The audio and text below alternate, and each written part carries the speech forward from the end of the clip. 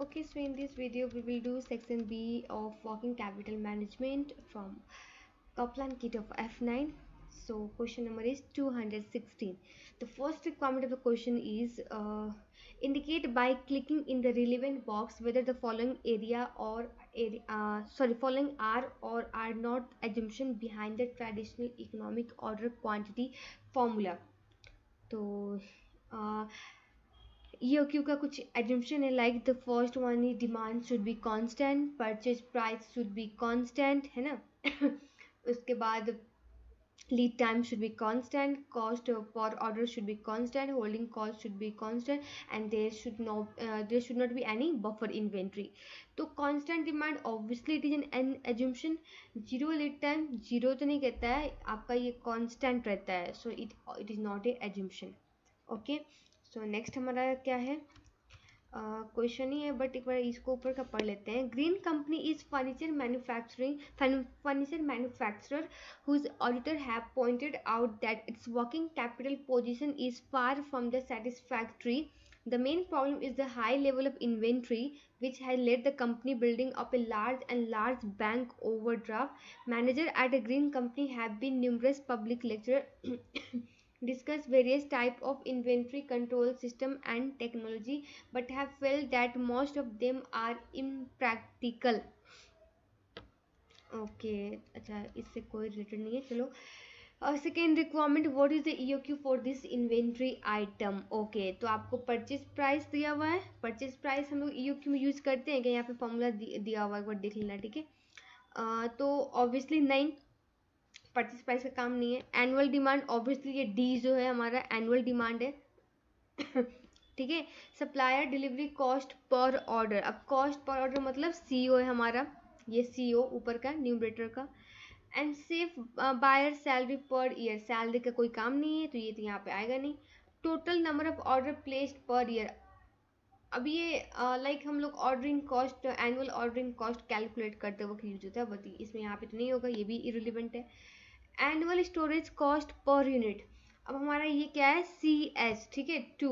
अब लेकिन cost of capital 10% दिया हुआ है, ये आपको कह रहा है कि लाइक अब हम लोग स्टोरेज करते हैं, ये सिर्फ स्टोरेज कॉस्ट दिया है, उस पर तो हमारा फाइनेंस कॉस्ट भी तो लाइक इंक्लूड रहता है ना उसको परचेज करने के लिए. तो परचेज प्राइस का 10%, ठीक है, परचेज प्राइस का 10% मतलब 48 and plus annual storage cost add करेंगे तो ये हमारा टोटल होल्डिंग कॉस्ट आएगा पर यूनिट, ठीक है. तो ये CH हो जाएगा हमारा, आप फॉर्मूला में डालो and you will get the answer, ठीक है. नेक्स्ट क्या कहता है, assume that green company adopt the EOQ as its order quantity for that item of inventory and that it takes 1 week for an order to be delivered. ठीक है, EOQ निकाला, EOQ तो निकाला नहीं है बट कैलकुलेट अब मुझे भी करना पड़ेगा. ओके, सो ये कौन सा है आपका, बी नंबर पहले निकालते हैं. बी में हमारा ओके, सो डी दिया हुआ, डी कितना है हमारा, 4000 पर ईयर.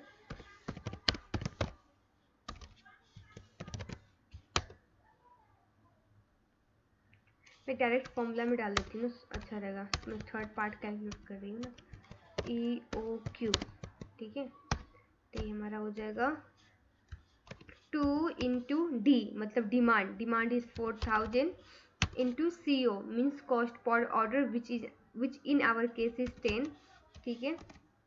अब डिवाइड बाई CH में क्या होगा आपका 2, आपका storage cost plus finance cost भी आएगा, तो 480 हम लोग परचेज कॉस्ट का 10% लेंगे फाइनेंस कॉस्ट में, एंड इसको क्लोज करके पावर 1 डिवाइड बाई 2 या 0.5 जो भी कर लो, ये 40 यूनिट्स आ गया, ठीक है.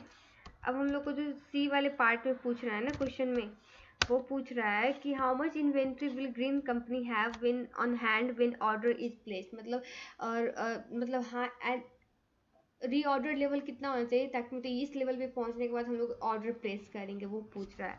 तो लीड टाइम आपका दिया हुआ है 1 वीक क्वेश्चन में, it takes 1 week for a order to be deliver. तो हमारा पहले एनुअल डिमांड कितना है आपका 4000 है एनुअल डिमांड, एंड बोला हुआ है take 52 weeks in a week, तो 1 वीक में कितना हो जाएगा डिमांड हमारा, 1 वीक का डिमांड दिस डिवाइड बाई 52, इसको राउंड अप कर दो तो यू विल गेट 77। ओके, तो ये 77 हो जाएगा। ठीक है, इतना एटलीस्ट हैंड में होना पड़ा, और लीड टाइम 1 वीक है, सो दैट कि ये 1 वीक चलेगा एंड नेक्स्ट वीक हमारा ऑर्डर, ये जो ऑर्डर प्लेस किया वो आ जाएगा।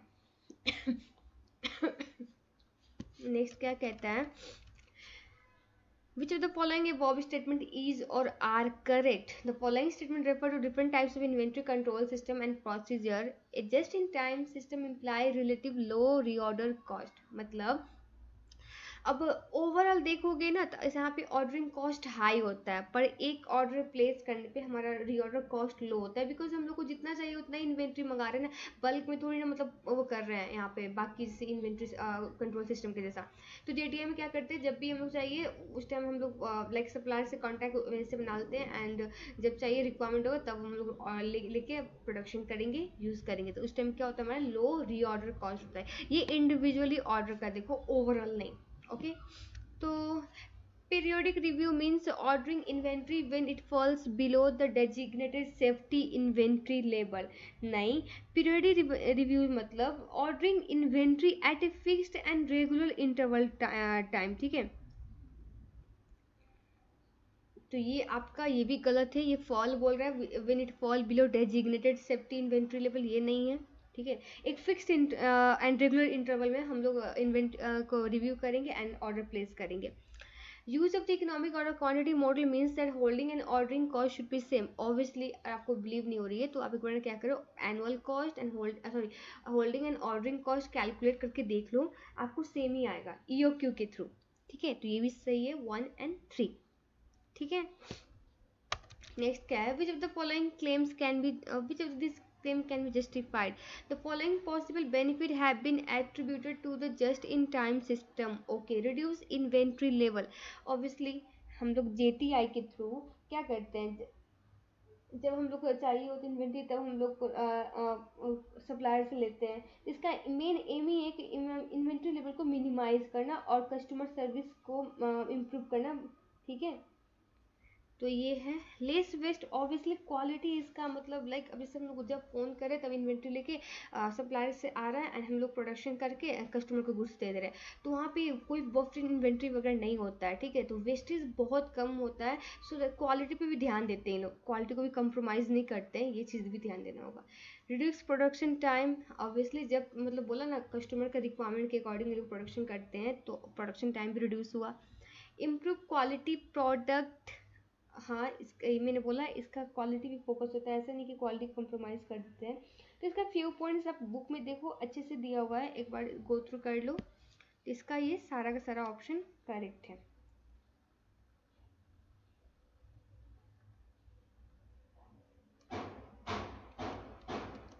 ओके, सो नेक्स्ट वीडियो में we will do whole company.